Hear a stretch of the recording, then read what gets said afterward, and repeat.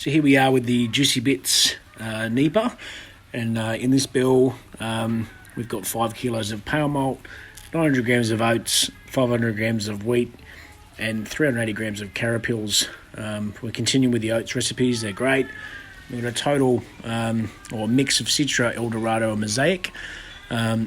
Spread across, we don't have to deal with this. It's got progressive hops added at different points of the hop stand, but we're going to probably add most of them just after flame out and the rest of them in the cube, and then we'll do a double dry hop as per the recipe sort of stipulates. So there's about 100 grams of each hop here progressively added to the beer, and we've got our normal additions, and we're using the Vermont yeast. So here we are bringing the water up. We're doing our additions in a moment. We're just warming this up now to get up to temperature. We've got 2 Camden tablets, which will give that a crush, and we'll get that into the water in a sec. And after we put these Camden tablets in, we'll also put in some of the calcium chloride that we've been putting in, about 10 or 11 grams of this calcium chloride, and about 3.5 mils of phosphoric acid, just to bring the mash pH down to where it needs to be. So we'll pop this acid in first up. Just clean this out. This is the little thing that came with my measuring refractometers. So we'll just pop the acid in, which is great, and clean that out. And then we'll get the pump on, and we'll start just recirculating this out just to mix up the acid and all the other bits and pieces that are inside here from the chemical addition. After we get this down and sort of all done, we'll move some of that into the kegel. So here's the grain bill. It's about 6 and a bit kilos of grains and about 1 kilo odd of oats.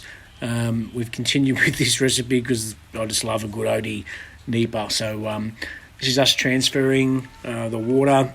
We've got this up to a bit of temp, so we didn't have to heat up in the kegel. So we're just pulling off some of this water into the kegel, which will come in back a bit later to sparge with once we finish the mash.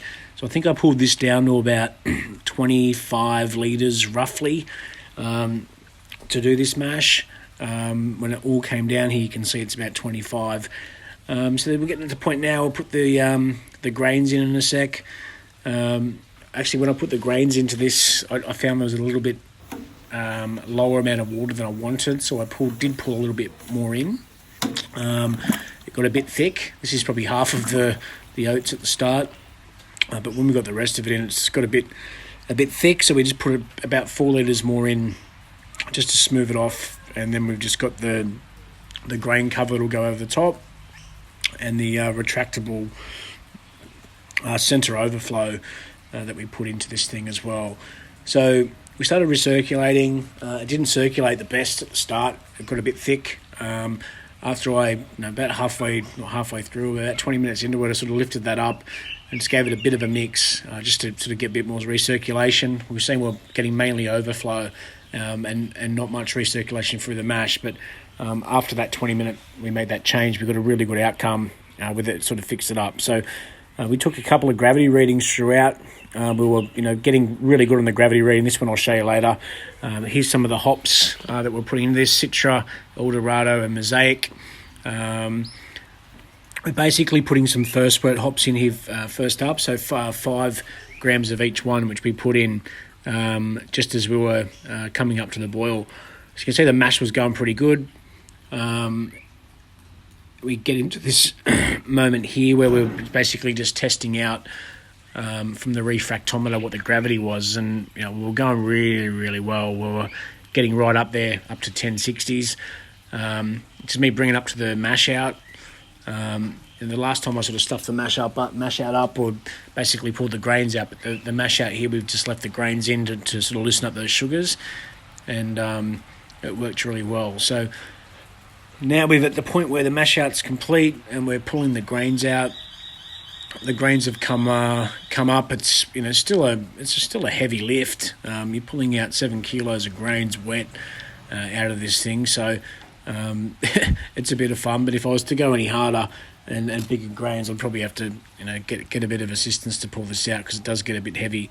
But this is pulling some of the sparge water out from the kegel that we used. Again, this water was treated at the start. So we pulled this out of the kegel and we'll just mash, we'll just sparge straight over the top of it with that cover. I ended up, there's no sight on this thing, so I couldn't see how much I was trying to pull. I was trying to get about 25 litres at the end. So I did a couple of quick progress checks throughout when I pulled this. We got this up to about 25 litres. This is just me putting the first wort hops in, as this is coming up to the boil as well. And we'll probably, I'll show you at the end there, but we're probably 2 or 3 litres short, but we keep learning as we keep doing this. So we've got the hop spider in just to sanitise that, going through the boiler. Now I'm just starting to deal with the hops. So, we've got yeast nutrient here, another 20 grams of Citra, Mosaic and dorado, and another 20 grams of Citra, Mosaic and dorado. We ended up doing, this calls for a pretty decent whirlpool. So we ended up doing some of that at flame out at 95 degrees and the rest of it in the cube. We got right up to the gravity rating which we wanted.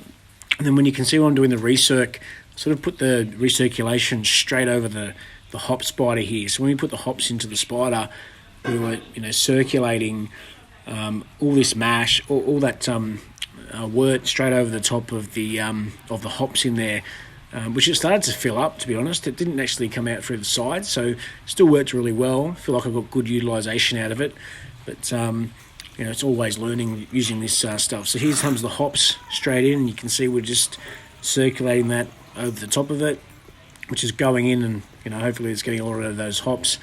Here's a second addition that we just put in the cube. I feel like I've got this down now. The bitterness in my beers is very low, which is what we're chasing in these beers, and this is us circulating, putting it into the cube.